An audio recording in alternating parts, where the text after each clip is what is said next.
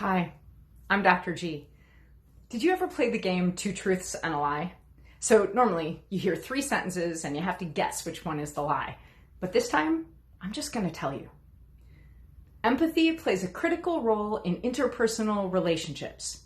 True.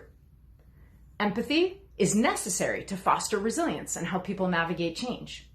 True. Empathy comes easily to good people. False. The big lie about empathy is that it's a natural part of being a kind, caring person. People, empathy is hard.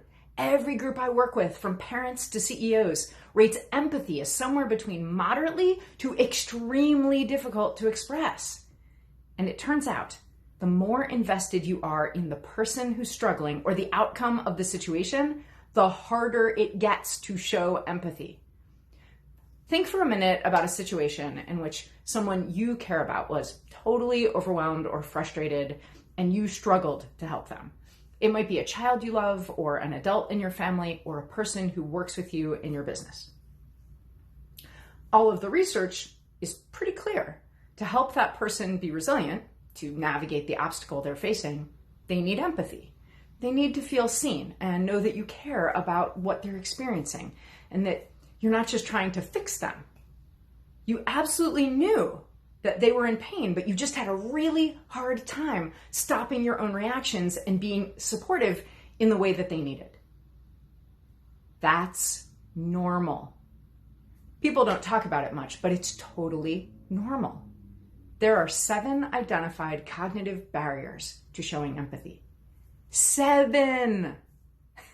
Number 1, you don't understand why the person is upset. Number 2, you don't know what to say. Number 3, you feel responsible for whatever they're upset about, so your guilt blocks your empathy. Number 4, you want to just fix the problem so they don't have to be upset in the first place. Number 5, you see the emotions they're feeling, but you disagree that they need to feel them. Number 6, you don't want to excuse their bad behavior or decision-making that resulted from how they're feeling. Or lastly, and this is the biggest barrier when we're invested in the person or the situation, you mirror their emotions so strongly that you're too upset or hurting to focus on helping them. Good news. Empathy is a skill. It's not a trait that you're born with or not, and you're not broken or a bad boss or a bad parent or a bad partner when you struggle with it. Here's the solution. When someone has a difficult emotion in front of you, do one thing for yourself and one thing for them.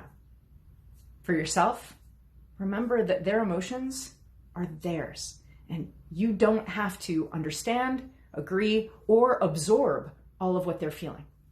And for them, simply, kindly, recognize what they are feeling and connect about it. I see that you're upset. I'm sorry that's happening.